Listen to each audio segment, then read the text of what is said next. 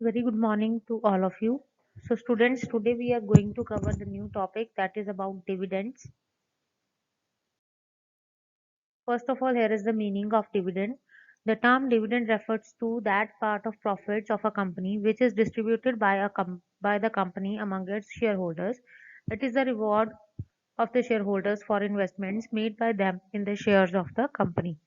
So, dividend is basically a part of the profit जो कि company share holders के बीच में डिस्ट्रीब्यूट करती है as a reward for making investment. Significance of dividend policies. The firm has to balance between growth of the company and distribution to the shareholders. मतलब जब भी firm ने एक डिविडेंड पॉलिसी बनानी है तो उनको ये डिसाइड करना पड़ेगा कि प्रॉफिट का कितना पार्ट उन्होंने रिटेन करना है बिजनेस की ग्रोथ एंड एक्सपेंशन के लिए और कितना डिस्ट्रीब्यूट करना है as a dividend among the share holders.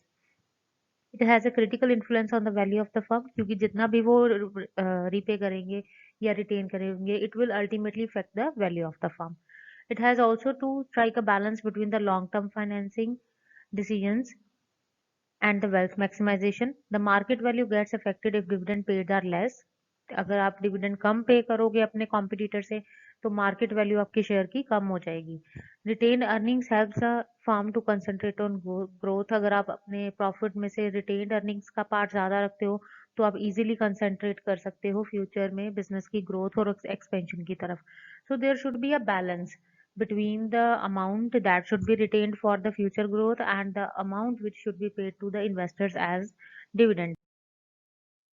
Now next are the various factors which are influencing the dividend decision. First is stability of earnings. अगर आपके फर्म की earnings जो है वो स्टेबल है, आपको रेगुलर प्रॉफिट जनरेट होता है तो आप इजीली डिविडेंड पे कर सकते हो.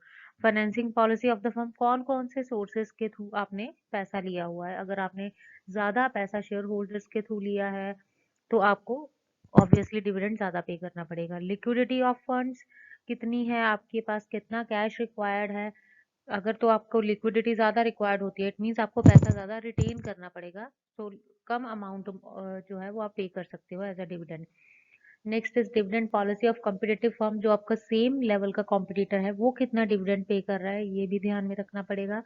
पास्ट डिविडेंड रेट्स हमारे कितने थे. हमारी डेट डिबेंचर्स की तरफ क्या ऑब्लिगेशन है बिकॉज डिबेंचर्स को हमें पे करना ही पड़ता है. दैट इज कंपल्सरी पेमेंट चाहे प्रॉफिट हो या ना हो. लेकिन डिविडेंड हमें तब पे करना है in case we have profit. Next is ability to borrow. कितनी हमारे पास एबिलिटी है हम कितना रीपे कर सकते हैं. Growth needs of the firm. अगर फर्म को फ्यूचर टाइम में ग्रोथ के लिए ज़्यादा पैसा चाहिए तो हम फॉर द टाइमिंग डिविडेंड कम पे करेंगे और रिटेन्ड अर्निंग की तरफ ज़्यादा ध्यान रखेंगे. नेक्स्ट इज प्रॉफिट रेट्स क्या है कंपनी की. लीगल रिक्वायरमेंट क्या है. पॉलिसी ऑफ कंट्रोल क्या है. कॉर्पोरेट टैक्सेशन पॉलिसी हमारी क्या है.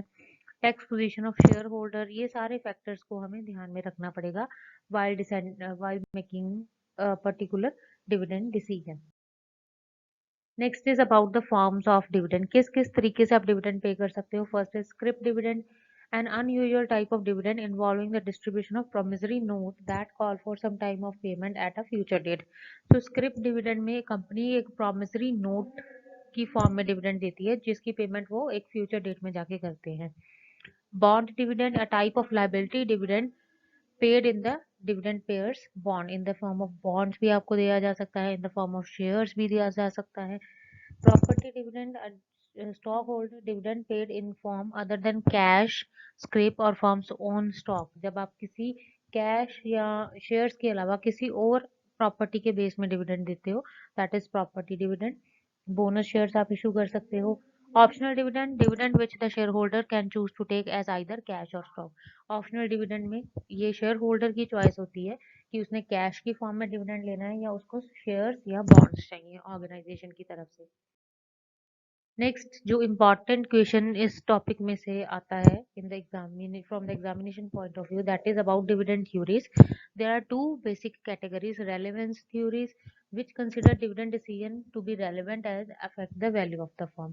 रेलेवेंस थ्योरीज का ये मानना है कि जो डिविडेंड डिसीजन है आपकी वैल्यू ऑफ फर्म को इफेक्ट करता है. इसमें दो ऑथर्स की थ्योरी है that is Walter's model and Gordon's model.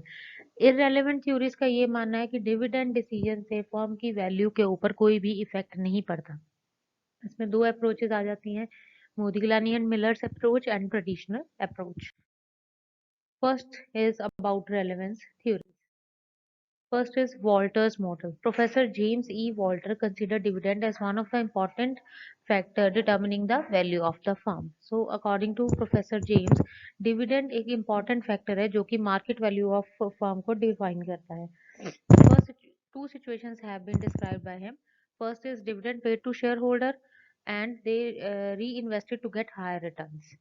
And second situation is firm do not pay dividend and they invest retained earnings in profitable opportunities to earn return. So there are two opportunities are there in which first is when dividend is paid to the shareholder and second is firm do not pay dividend to the shareholders.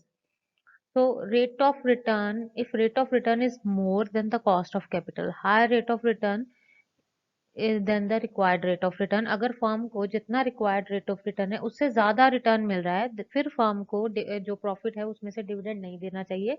Firm should retain earning, अपनी earning उनको अपने पास retain करके रखनी चाहिए firm की growth के लिए.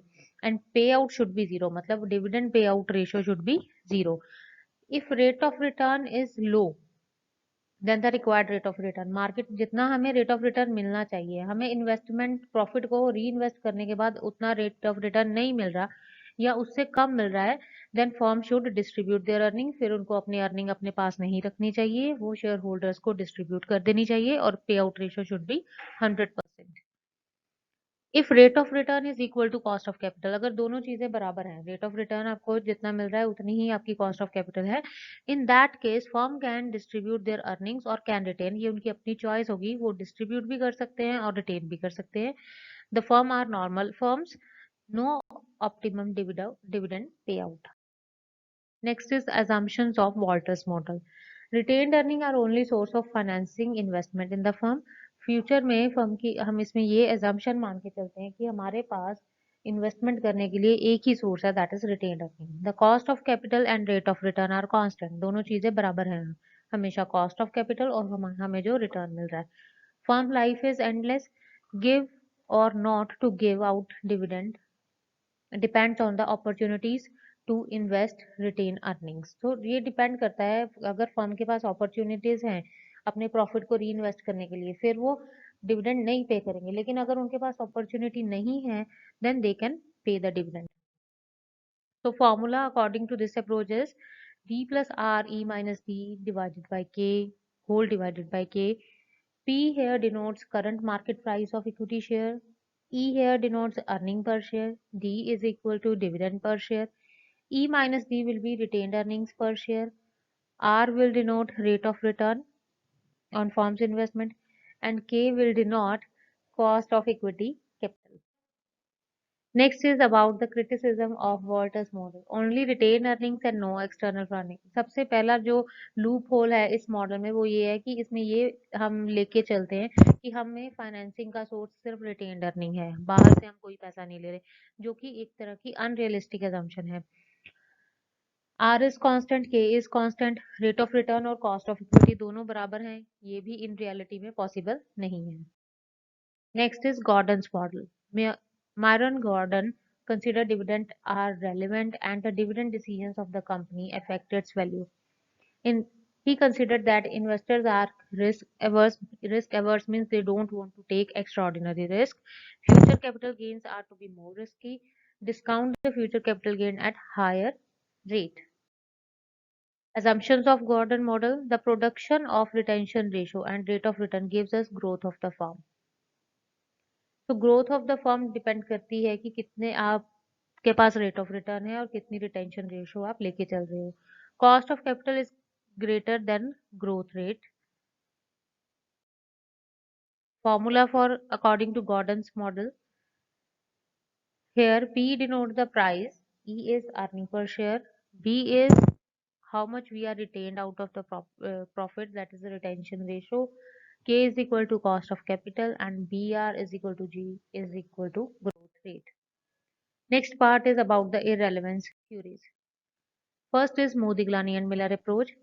This approach considered that the value of a firm, that is wealth of shareholders, depends upon firm's earning.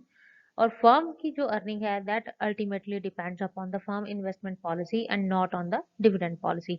So they consider that dividend is not important in ascertaining the value of the firm.